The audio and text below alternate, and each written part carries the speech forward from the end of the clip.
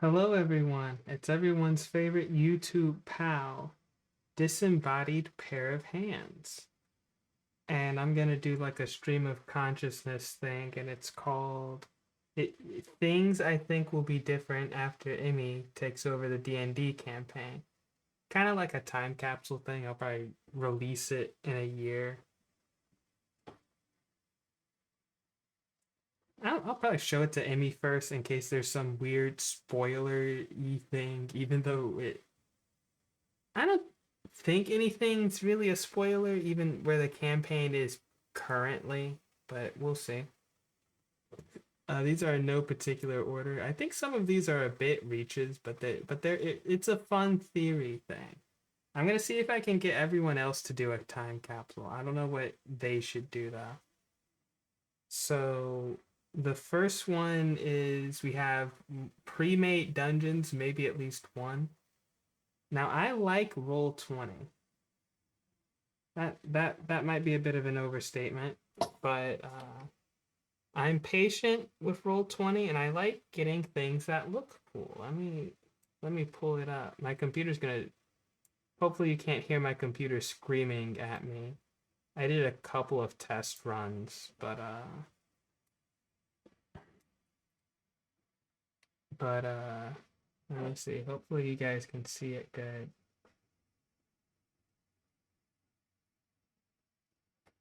But something like this. I'll sit down and make something like this, and this will just be some large set piece. Let me see if I can zoom out. I have like this river going through here.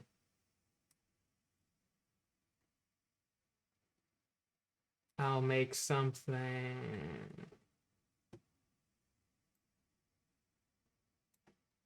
like look at this pool of just this pool of muck and debris. My camera's not in a convenient spot, so I can kind of see where my camera is, but look at this.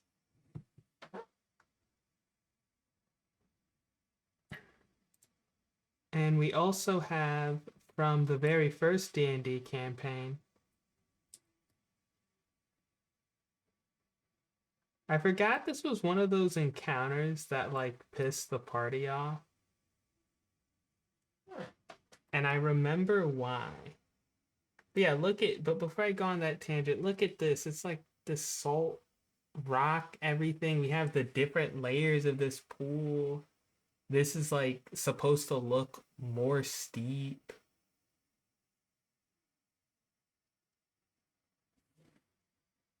I don't normally do pre-made maps. To me, it's like this looks just fine. It's also because I want to make the exact map layout.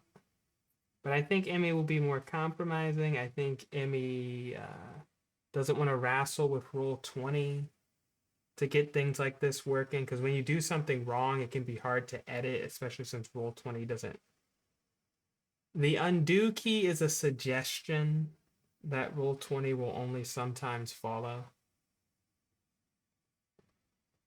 And I think Emmy will perhaps consider some pre-made maps because some of them do honestly look cool. So we might see some weird pre-made environment and it's like super wacky and crazy. All right, back to the tangent here. I remember this because they did a tiny hut and it scared off the Hydra, and then everyone got distracted. So I was like, stop being distracted. I'm ominously rolling dice. I'm doing that weird newbie DM thing where the players will do something I don't like in real life and then try and mess with them in the game for doing something they don't like in real life. People should always do the exact thing you expect them to. But and then eventually I rolled high enough for the Hydra to come back, which I don't think almost killed anyone. I don't know why it's a big deal. It's free XP. Well, it wasn't then because I did milestone XP, so it's more like a you get to shoot something.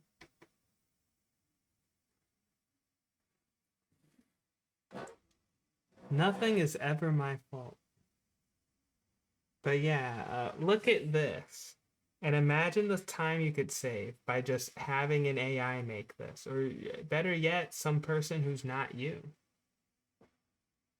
Like, let me go back to this. I'm amazed on how I even made this. Like this is one of those things in real life if you've ever done something where you look back and you're like, how did I do that?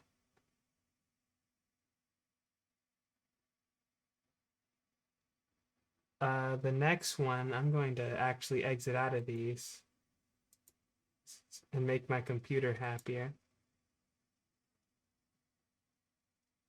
So next we have a more fantastic and strange encounters everywhere.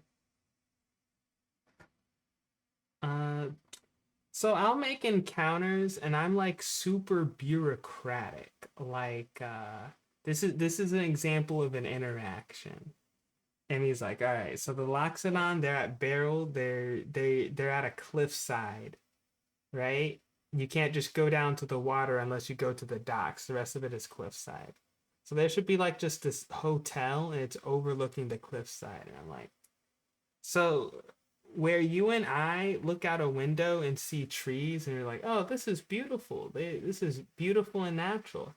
A Loxodon sees even a single tree, and some might still have a tree in their farm, but a Loxodon sees a single tree and they think a Fae could be hiding in there. I could go under that tree and something hops down and kills me. I don't want this tree here.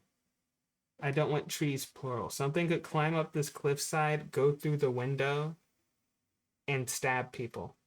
And now there's like a Fae inside killing people. No, everything's inland. There will be none of that.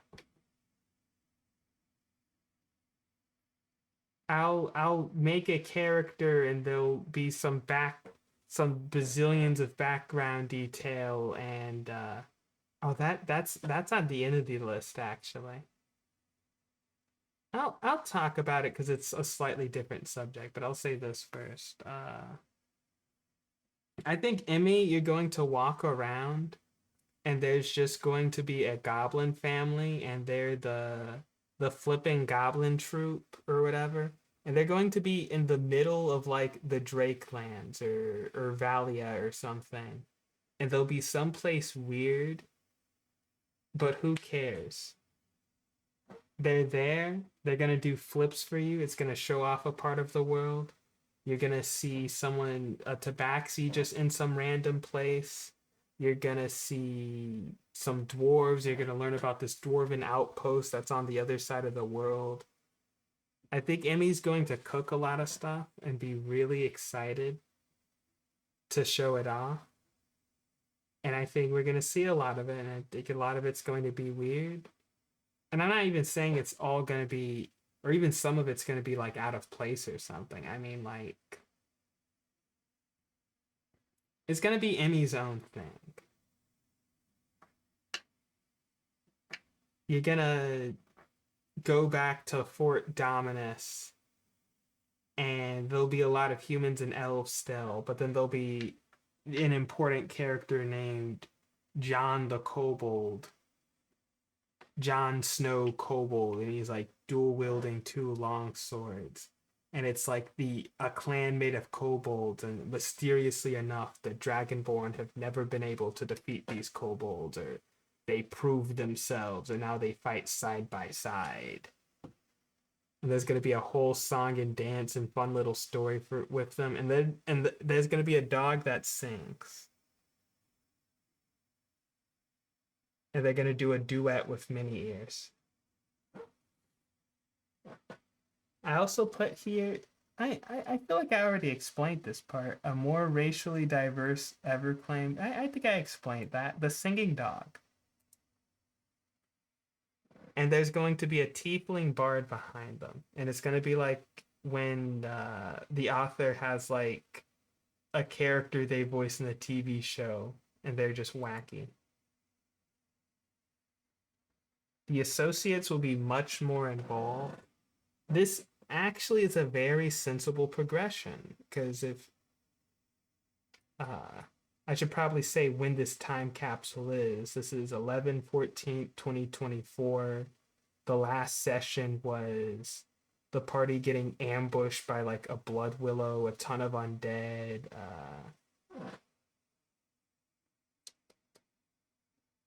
I'm touching this rock lamp. For some reason, I thought this red stuff was blood. But yeah, the session ended with Seth saying, "There better not be a random encounter here when we come back here." Because everyone has like, well, two people have one health. Wouldn't it be funny if everyone died and we started a new campaign and the time capsule's like, oh, hey, remember when Stacy TPK'd for the first time and we had to start the whole campaign over? But yeah, the associates will be much more involved. Amy's super excited to show off some of the lore of the associates. I don't even know a lot of the lore of the associates. I basically only know the interactions that's been presented thus far, with the exception of the one associate who talked to Allium. I think the last time he was in Isom. And I wrote Yagter. Not Yagter. It was someone else. I wrote someone, the person who met Thrall. I forget what their name was. And Emmy piloted them. But yeah, the thing about clandestine factions is they're kind of tough to write.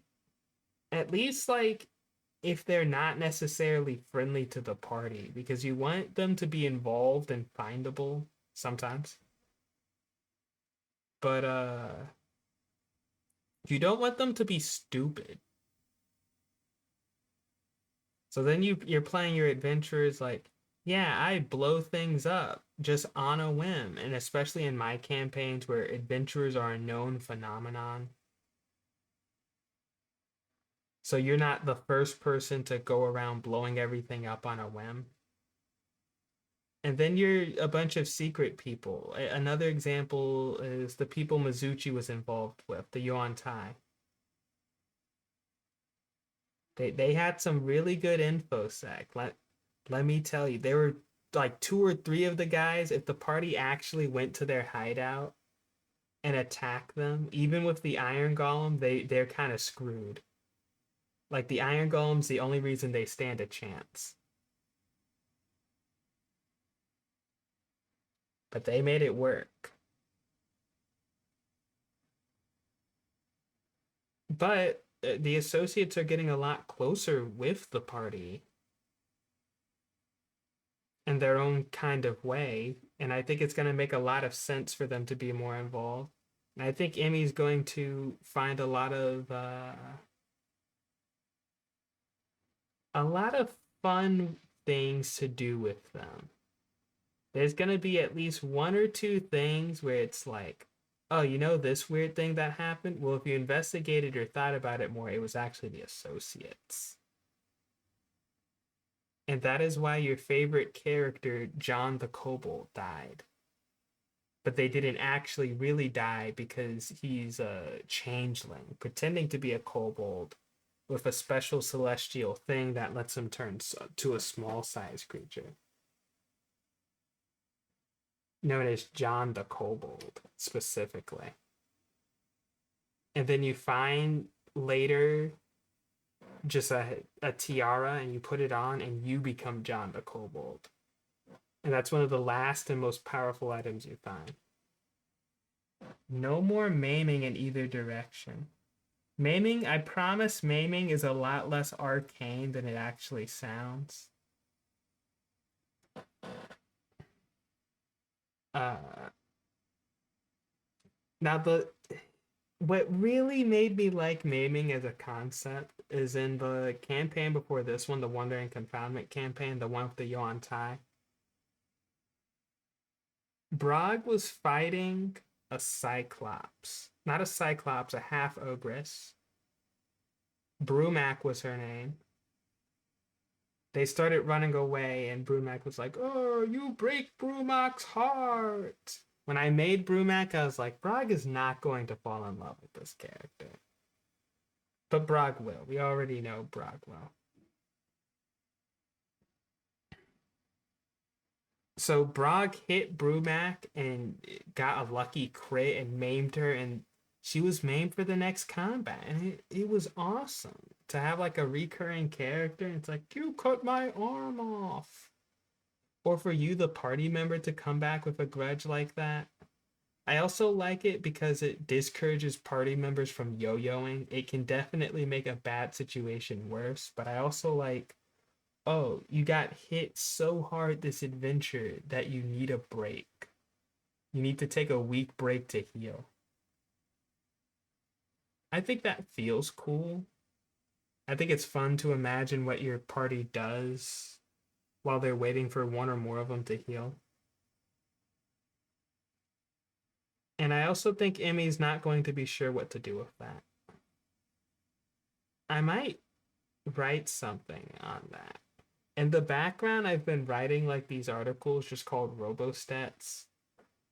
And I think it's mostly meant to be these fun tidbits, and I need more of the tiny little hint Robostats. I've made too many long how-to Robostats.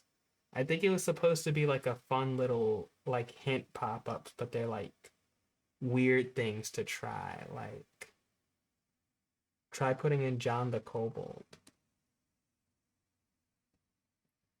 The sad part will be if monsters stop getting made, because I kind of like how you hit a smaller enemy and there's something that sounds meaty about a random limb coming off of them, or I guess a controlled limb. Captain Shackles' land ship. Emmy really likes Captain Shackles. If there's no other prediction I get right, it's that Captain Shackles will return. Will it be a land ship? I kind of hope it is. I think some of these I made today, these ones might be a bit more of a stretch. Maybe the quest lines will be more compact. So what makes me write this, I feel like I should put some D&D related thing up.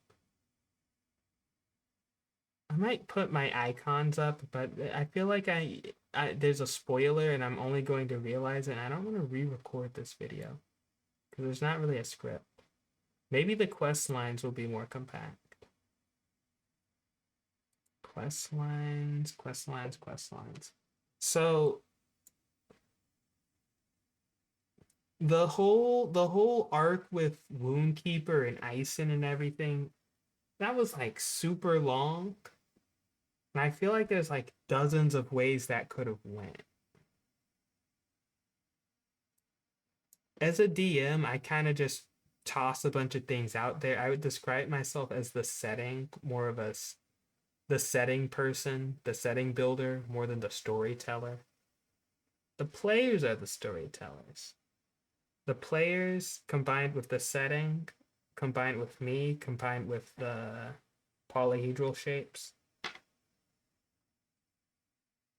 I think Emmy's at least a bit more of a storyteller than I am. There's times when Emmy makes something and it's like, nah, the players need to run into this. If I had to say there was one, this is off topic but on topic. If I had to say there's one key difference, and I don't think this is as sure as Captain Shackles returning, but if I had to say there's one key difference, I'll put something somewhere because I think it belongs there and I'll try and make something interesting out of it. Which is why I'll also just randomly try and roll and have something off kilter. Like I put earlier, like, oh, the Everclaim's gonna be more racially diverse. I'll occasionally roll or here and there roll and see if, oh, instead of it being the obvious demographic, it's going to be something like a rare race or something that doesn't really belong there, like a tiefling, a gnome, or something. I feel like Emmy's a lot more rule of cool than I am. There's something I want to say, but this is a background thing. I'll half spoil it. Emmy will know what I'm talking about, maybe, but it's about Edgar because Edgar's a great analogy of what will happen if I like do some Edgar the White, of course, when I put something in there because I think it would be cool. Because I'll kind of work backwards and make it kind of more mundane or whatnot, or just fit the setting.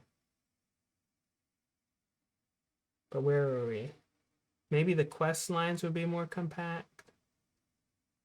I feel like somehow what I was saying was going to go around back to that.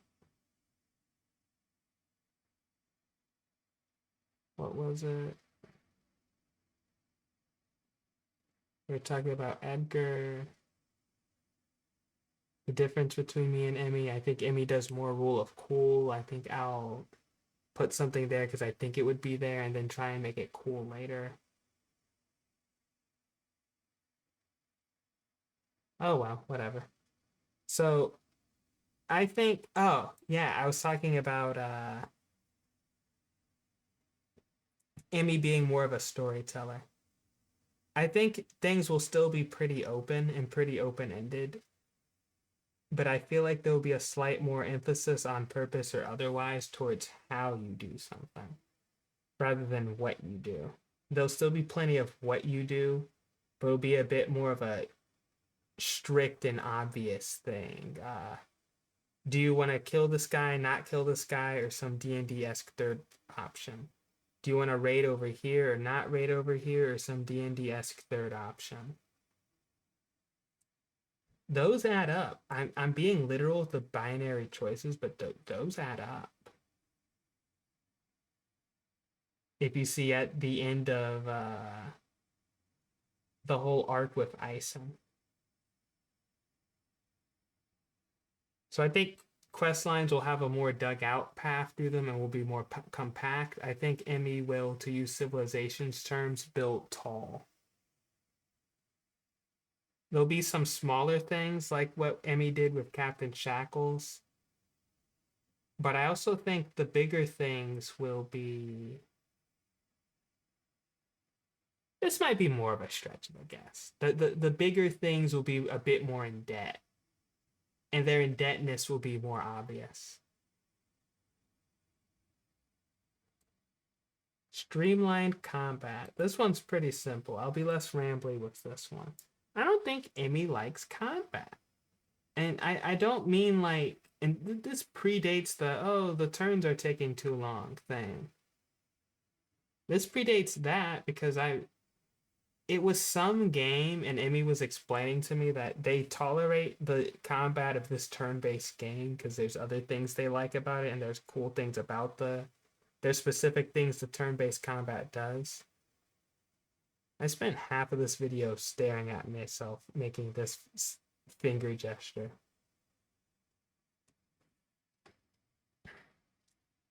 So I suspect combat will have more of a small number of big monsters. I suspect Emmy will find ways to make controlling large groups of small monsters simpler. They might do something silly like roll one dice, and that's what all of them roll for the attack. They might use the Google Dice Roller. I love rolling the physical dice. Like I rolled it in this video. You can't even see what color this is, and the lighting. I know which dice this is, so my eyes can auto-complete the colors. I don't know if Emmy will have less combat. I think there will be. I think there'll be more small dungeons like the secluded mausoleum, and there won't be the medium-sized dungeons like the headstone tree where you guys fought the hags. I can't even imagine a year after you guys fight the hags. That's gonna be wild. Uh, oh, this one's a lot less obvious. This is the last one. You won't have to deal with me obfuscating anything. Let me come up with something from Wonder and Confoundment. I already have the perfect story. There was a moment in Wonder and Confoundment where the party needed to go and find that iron golem. And all the person said was, all right, it's in this realm that looks like this. Go and find it. So the party just go in the realm and start wandering around. And how I'll do things is I really do not like gamey tropes. So I won't usually have them unless they make sense. And even if I do have the trope, as soon as it stops making sense, it starts getting broken up. So in this one, obviously, the players explore randomly and they don't find the iron golem because it's a giant, dark, Underdark-esque cave. And what the party were meant to do was do the unthinkable and ask a random NPC for help that would know where the iron golem is. Fallout 1 had this system where if you were talking to an NPC, you could type out something, and if they were related to that something, they'd have something to say about it. And D&D lets us make that system, but not disappointing. The problem is, some people are more used to walking up to a random stranger and asking them for help than others. Especially in D&D, I feel like there's a lot of confusion on when there's game logic and when there's not game logic. For me, usually if it's about fighting something, the logic's more gamey. But that's like combat specifically with the game mechanics.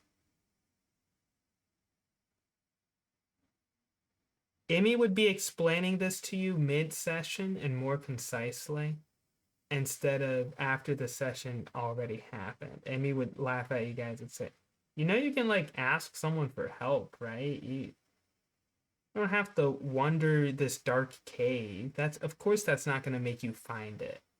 Does that make sense for it to make you find it?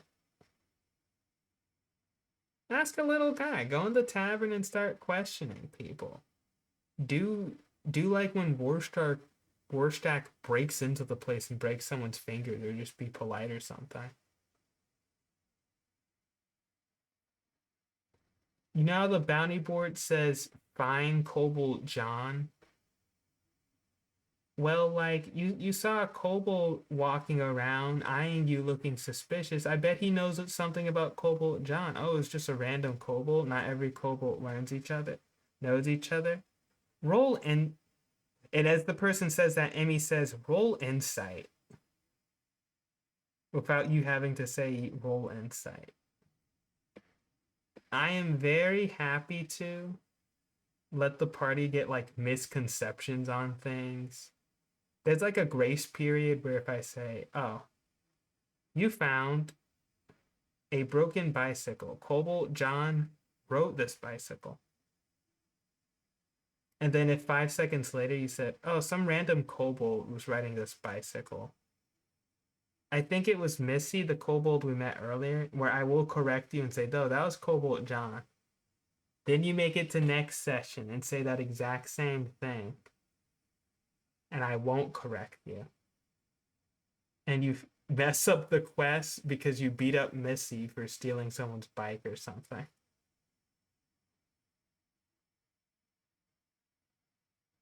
Uh, Amy is going to be a lot nicer in terms of giving you guys information. And I think you guys will have fun with that. And I think it'll if I think when you're DMing under me again, it'll also help a little because you'll kind of understand the possibility space of everything. You'll know, oh, there's nothing wrong with just randomly rolling insight just to double check this person has the information, is giving me correct information, or doesn't have the information. You might begin to understand, oh, this person over here, this adventurer over here, I should have asked them if we can barter for a health potion or something. I don't know. So yeah, those are the things. I feel like this was like 30 minutes. I should go on some final D&D tangent. Let me see. None of these pictures are spoilers. Maybe I'll talk about some bonus thing. I wanted to show off all of my favorite dungeons, all the dungeons I had the most fun making. I think for Wonder and Confoundment, it was a Illithid ship you guys never went to. Brayden's character, Merrick Oldbook, got this ability that made them immune to psychic damage. And I described, hey, you feel like something was watching you and it just got cut off the moment you gained that ability. What's this? Oh, this is like perfect. This is a perfect image for going on a random ramble. My favorite dungeon in Wonder and Confoundment, the Snake campaign, was actually the dungeon you guys never completed. The one before it went on its indefinite hiatus.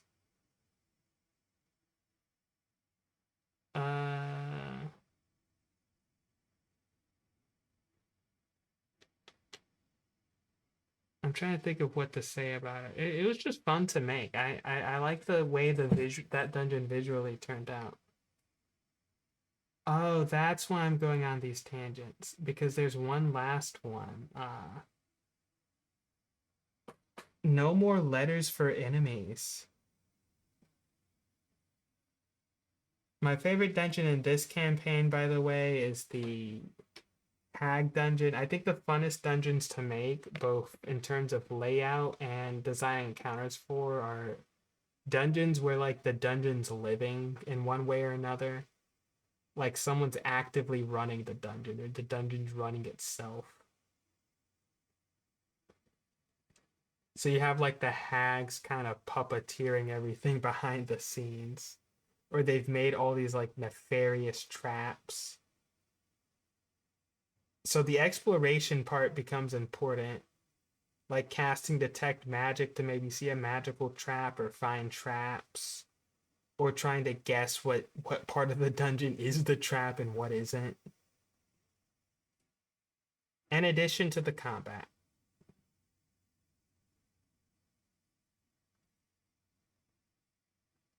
So now I have the favorite dungeons, I can talk about the secret final thing. You're gonna see me type this live.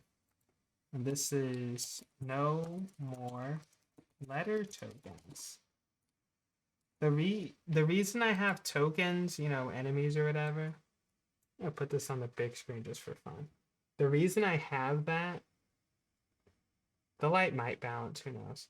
The reason I have that, thumbnail time, is because I kind of don't like the art style of like tokens.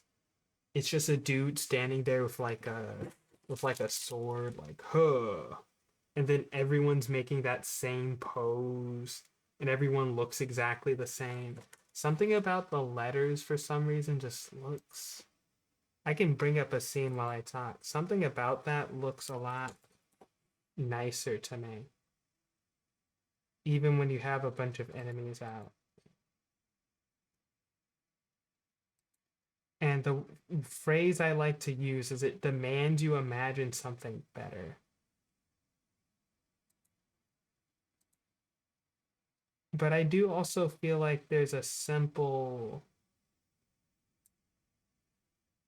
pleasant simplicity to it. Let me look this way. I feel like somehow this is gonna be like some. Let me do the corpse drinker.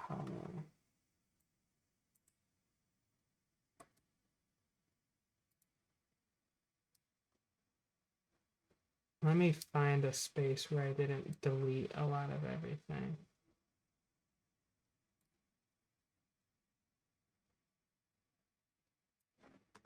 Oh, another strength of the letters is that. Let me scatter these around and post them. Another strength of the letters is that I don't have, when I make some weird and wacky monster, even or in addition to a simple monster, I don't have to tell you, oh, you know how that monster has a tail? Well, I couldn't find a token of this exact guy without a tail. So just pretend he doesn't have a tail. And then the person who is almost only half paying attention is like, all right, so when I kill this dude, I cut off his tail and then stuff it down his throat. And then I have to be the buzzkill and say, oh, I specifically said this guy doesn't have a tail. Your fatality is physically impossible. Yeah, for some, you see these W's and everything. You're like, oh, this skeleton shoots this W. I didn't mean to bring this menu up. But Emmy's going to say, no, that's ugly. I'm gonna make a token. I don't even know what weird font this is. It's System and MS Paint, by the way. I want when the party raids a dragon for it to be a dragon, and it looks like a dragon, and I'm going to make my monster look like the token, if it means having that.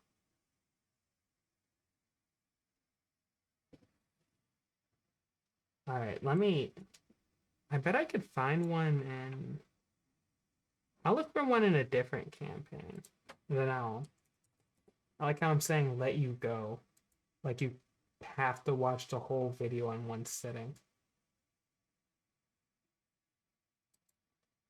Wonder and Confoundment will have one. No, I know exactly what to do. I'll do the elephant ship.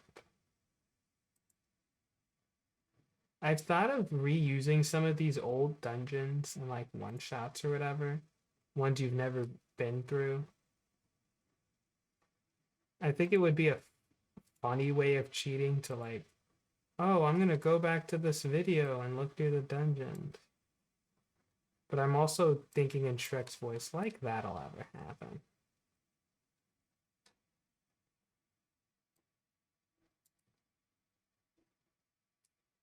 Here we go. This isn't a good example because you probably can't even see the people through my camera.